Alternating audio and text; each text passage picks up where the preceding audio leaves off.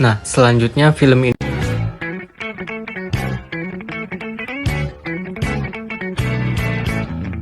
Assalamualaikum warahmatullahi wabarakatuh. Salam Om Swastiastu, Namo Buddhaya, Salam Kebajikan. Perkenalkan, nama saya Muhammad Fahri dengan NIM 401231147.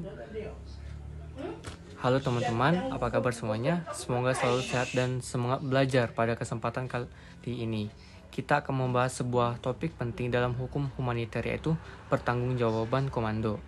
Nah, agar lebih menarik, kita tidak hanya bicara tentang teori saja, tetapi juga menganalisis film yang cukup terkenal, yaitu berjudul A Few Good Men.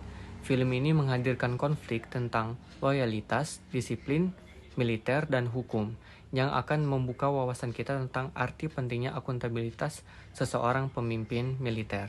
Nah, sebelumnya masuk ke inti, mari kita pahami dulu apa itu hukum humaniter. Hukum humaniter atau HH adalah seperangkat aturan yang berlaku saat perang atau konflik bersenjata. Tujuannya untuk bukan melarang perang, tetapi juga membatasi penderitaan manusia dan melindungi mereka yang tidak ikut bertempur, seperti warga sipil, tenaga medis, dan tawanan perang. Nah, sejarah hukum humaniter itu bisa ditarik di Konvensi Jenewa 1864 yang dipelopori oleh Henry Dunant, pendiri Palang Merah, lalu berkembang ke Konvensi Den Haag hingga Konvensi Jenewa 1949 yang menjadi pilar utama hukum humaniter modern. Nah, salah satu isu paling penting dalam hukum humaniter itu adalah siapa yang bertanggung jawab ketika terjadi pelanggaran. Nah, disinilah muncul konsep pertanggungjawaban komando. Nah, balik ke pengertian, pertanggungjawaban komando adalah seorang atasan, baik militer maupun sipil, tidak bisa lepas tangan jika bawahannya melakukan pelanggaran. Nah, di sini saya ada menyebutkan 3 bentuk tanggung jawab. Yang pertama itu direct responsibility. Nah, adalah jika komandan memberikan perintah langsung untuk melakukan pelanggaran. Dan yang kedua, indirect responsibility, jika komandan tahu atau seharusnya tahu bawahannya melakukan pelanggaran tapi ia membiarkannya. Yang ketiga, failure to prevent or punish, jika komandan lalai mencegah atau tidak menghukum bawahannya setelah melakukan pelanggaran terjadi. Nah, konsep ini menegaskan bahwa semakin tinggi jabatan, semakin besar tanggung jawab hukum dan moral yang dipikul. Untuk memperjelas, mari kita lihat beberapa contoh nyata. Yang pertama itu kasus Jenderal Yamashita pada tahun 1945 di Filipina. Yamashita dihukum karena pasukannya melakukan perbantaian sipil walau ia tidak memberikan perintah langsung. Pengadilan menyatakan ia tetap bertanggung jawab atas karena kegagalan mengadilkan pasukannya. Yang ketiga, Pengadilan Nuremberg 1945 sampai 46.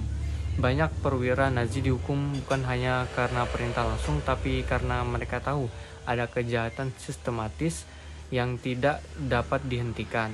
Yang ketiga, My Lai Massacre di Vietnam 1968. Pasukan Amerika Serikat membantai ratusan warga sipil.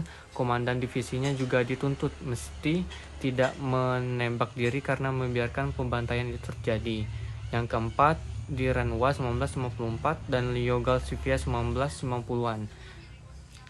Menghukum jenderal dan pejabat sipil yang membiarkan genosida atau kejahatan perang. Nah, semua kasus ini menegaskan bahwa pemimpin itu tidak boleh bersembunyi di balik alasan yang tidak tahu. Nah, selanjutnya ringkasan film A Few Good Men.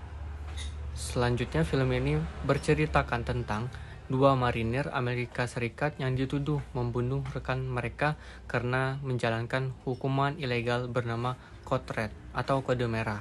Kasus ini dibawa ke pengadilan militer. Letnan Daniel Kevy, Tom Cruise berusaha membuktikan bahwa prajurit hanyalah melaksanakan perintah dan tanggung jawab sebenarnya ada pada Kolonel Jesu, komandan dari pangkalan. Film ini menjadikan gambaran nyata bagaimana pertanggungjawaban komando diperdebatkan, Apakah kesalahannya hanya pada pelaksanaan atau malah juga pada komandan yang memberikan atau membiarkan perintah? Nah, pertanggungjawaban dari komando dalam film ini menceritakan bahwa yang pertama itu perintah atasan tidak selalu sah dalam hukum. Tidak semua perintah wajib ditaati. Jika perintah melanggar hukum, prajurit berhak menolak. Kode red atau kode merah itu jelas salah karena membahayakan nyawa prajurit lainnya. Yang kedua, budaya komando yang bermasalah. Kolonel Jesup tidak memberikan perintah tertulis, tetapi ia menciptakan budaya yang mendorong pelanggaran. Nah, inilah bentuk dari tanggung jawab komando yang tidak langsung. Yang ketiga, prajurit di posisi sulit 2. Kedua marinir pelaksanaan bingung. Mereka loyal pada atasan, tapi tidak sadar bahwa hukum lebih tinggi dari perintah komandan. Ini menggambarkan bahwa dilemanya di militer. Yang keempat, keadilan lebih tinggi dari loyalitas. Film ini menegaskan bahwa hukum dan moral kemanusiaan harus mengalahkan loyalitas buta pada perintah. Prinsip-prinsip kunci dalam pertanggungjawaban ada 3, yaitu prinsip utama yang selalu dipakai pengadilan internasional. Yang pertama itu efektif kontrol. Komandan bertanggung jawab jika ia punya kendali nyata atas pasukannya. Yang kedua, New Letji adalah komandan yang bertanggung jawab jika ia tahu atau seharusnya tahu atas pelanggaran tersebut. Dan ketiga, failure to action adalah komandan salah jika ia gagal mencegah atau menghukum pelanggaran. Nah, prinsip ini itu ditegaskan dalam Statuma Roma 1958 yang menjadi dasar Mahkamah Pidana Internasional atau ICC. Dari hukum humaniter dan film tadi kita bisa merumuskan bahwa pertanggungjawaban komando adalah prinsip hukum yang menegaskan bahwa seorang atasan militer atau sipil bertanggung jawab atas pelanggaran yang dilakukan bawahannya, baik karena ia memerintahkan langsung, mengetahui namun membiarkan, atau lalai mencegah serta menghukum. Dengan kata lain, bahwa kepemimpinan bukan hanya soal memberikan perintah, tapi juga memastikan perintah itu adil, sah, dan sesuai dengan hukum. Selanjutnya, film ini juga sekaligus mengajar kita soal kepemimpinan moral.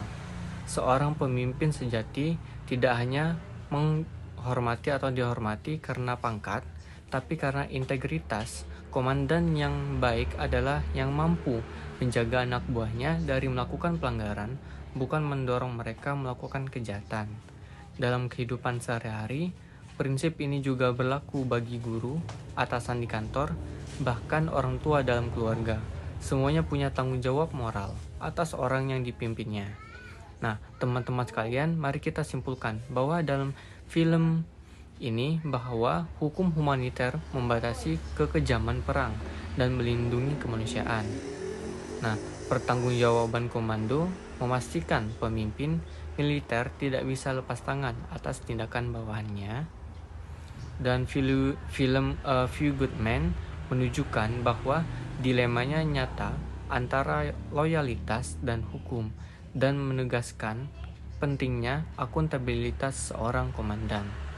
Sejarah membuktikan bahwa banyak kasus nyata di mana komandan dihukum karena gagal mencegah pelanggaran, dan akhirnya pelanggaran itu bisa menjadi pelajaran yang baik kita ambil, yaitu kepemimpinan selalu datang bersama tanggung jawab hukum dan moral.